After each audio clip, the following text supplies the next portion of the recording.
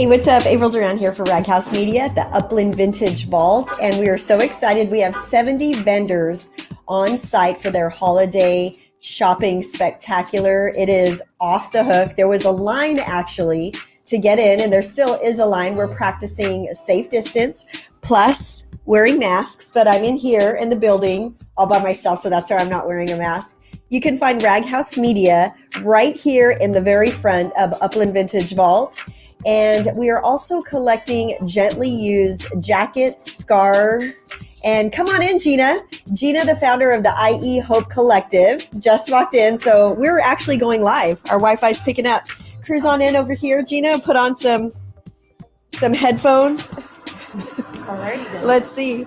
Juanita E. Matt says hello. What's up, Juanita? Hi, Juanita. Juanita's in the house. Go ahead and put that on. Thank you guys so much for tuning in. Upland Vintage Vault, 70 vendors. This is Gina, founder of the IE Hope Collective. How are you doing today? I'm great. How are you? Good, good. Oh, Juanita says, hi, Gina. Hi, Juanita. She's looking at you right there. You want to go ahead yeah. and tell the people tuning in what the IE Hope Collective is and why we're collecting gently used jackets, beanies, coats, blankets, etc.? Okay, so the IE Hope Collective started in 2013 in order to help the homeless living on the streets, particularly in Skid Row, Muscoy, San Bernardino County, Riverside, and one of the other areas we have a tendency to frequent is Upland. So those are, also Pomona. Those are areas that you find a lot of homelessness. And in San Bernardino County, there's very little help. So that's one of the reasons why we felt it was really important to finally get some aid out into the community. I mean, it's more difficult to help the homeless in San Bernardino County because the homeless population is so spread out that we actually have to go hunt people down, like trying to find them. There's a homeless person walking down the street, so we go chase them down and go to parks and things like that. Yeah. Skid Row, you have much larger groups, and it's easier to find the people and help them. So we wanted to be able to start to try and find a way to help the homeless in San Bernardino County as well. Can you tell us why you created the IE Hope Collective? What was the passion behind it? Okay, the passion behind it. I think I told this story on Juanita's show. It was Life of Jem. So excuse the race cars going by. Upland, I guess, is like the Ontario Speedway. Right. So, I believe I saw a homeless person. I was around 9 years old. Making a little house for herself out of boxes, and I was like, Dad, why is that lady not in a house? Why does she have a box? He's like, oh, the box is her house. Right. And that made me so sad to know the box was her house, but at least she could build herself a house. That's what I thought. I was like, wow, at least she has a home though. Like, she's still making something for herself. She still had blankets over it and trash bags to protect herself from the rain. And then we came back after we went on a trip to, I don't even remember where, some theme park or something. And then I see that her home was gone. Right. And so I had an immense amount of guilt because here I am going out to some theme park, and then this woman's house was torn down by the city.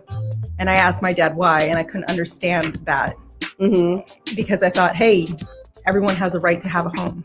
That's right. Everybody does. And it's so crazy because when I drive through Upland, when I drive through San Bernardino, actually every city, you see people who are, in that range, where they don't have a home, or who knows what their transition is or what they're experiencing. And I always want to say, how can I help them? How can I help them? So the fact that I was able to reach out to you and say, hey, Gina, let's get this IE Hope Collective thing going today, Saturday at the Upland Vintage Vault. I was like, yes, let's do this. Yes. So if you're in town, if you're close by, driving by, we have a basket right out front. It's in the very front of the Upland Vintage Vault here in Upland, California. It's in the Inland Empire. Gina's coming in and out, just for safety precautions, to collect what we're collecting. And again, it's this event is for Upland and Riverside. Yes. And also, just on a more personal note to my story, just to add to that, I would love to hear it. I also was homeless at one point, and now there are different levels of homelessness. Yeah, explain that. So mine was dislocated. So I was a couch hopper. Oh, okay. I was going through divorce, left what I guess we would consider unhealthy marriage, and I needed a place to stay, and I was coming out of the closet, and it was very difficult. I'm sure my mother regrets how she was back then, yeah, but she didn't really want me in the house, and so I stayed while my kids were with me. We would stay at my mom's for a few days, and then I would go to my friend's house to sleep on her couch and another friend's couch because I didn't want to take advantage of people.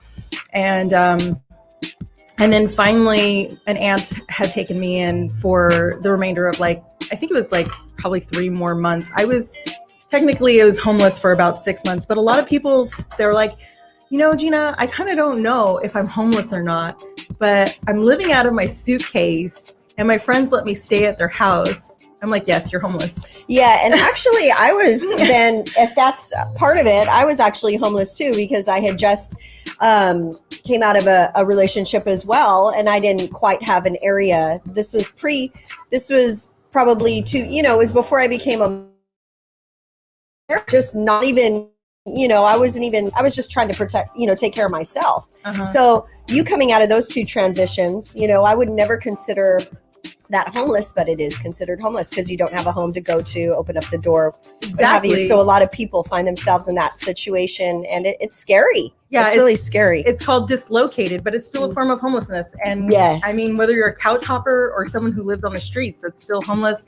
And there's a lot of people out here right now because of the pandemic that are dealing with that same situation because they've lost work or they have to stay with friends because they still have a job, but it wasn't enough because of COVID. Right. So we are actually here live. We're streaming live. So I haven't been able to check the live feed to see the quality. So if it is a little shaky, we apologize. But we're here live at the Upland Vintage Vault in downtown Old Upland, which I absolutely love this place. You live around here, huh? I do. You're so lucky. These houses are so amazing. I'm here. I will be interviewing entrepreneurs, small businesses, supporting and promoting, man. And then also the IE Hope Collective, Rag House Media. We teamed up and we're collecting gently used jackets, gloves, blankets, scarves, for people in need currently. Yes. For Upland and Riverside area, the Inland Empire, the IE, yo. Well, you guys, I'm going to be going live as long as the Wi-Fi is cooperating. If you have any questions for the IE Hope Collective, where can we find you? You can find me at IE Hope Collective on Instagram or ie.hopecollective@gmail.com. I'm also on Facebook, IE Hope Collective. Excellent. So we'll be here there's a new order. So I think I'm going to be here till 2:33-ish, but the basket will still be here, or we will be taking collections. I'll be picking them up from Carlos, the owner of the Vintage Vault here in Upland, California. Make sure you guys stay tuned. I'm going to be interviewing a lot of cool vendors.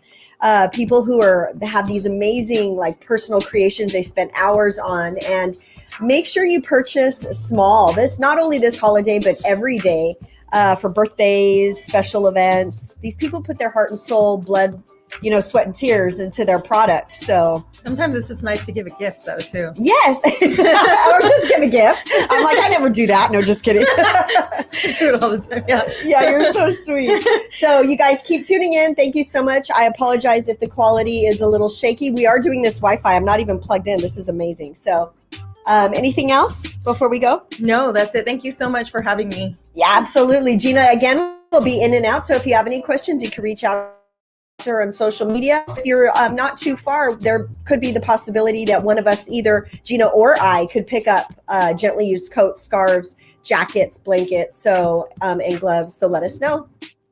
That's right. Peace. You want to say it was nice meeting you again? You guys have a good one. See you soon.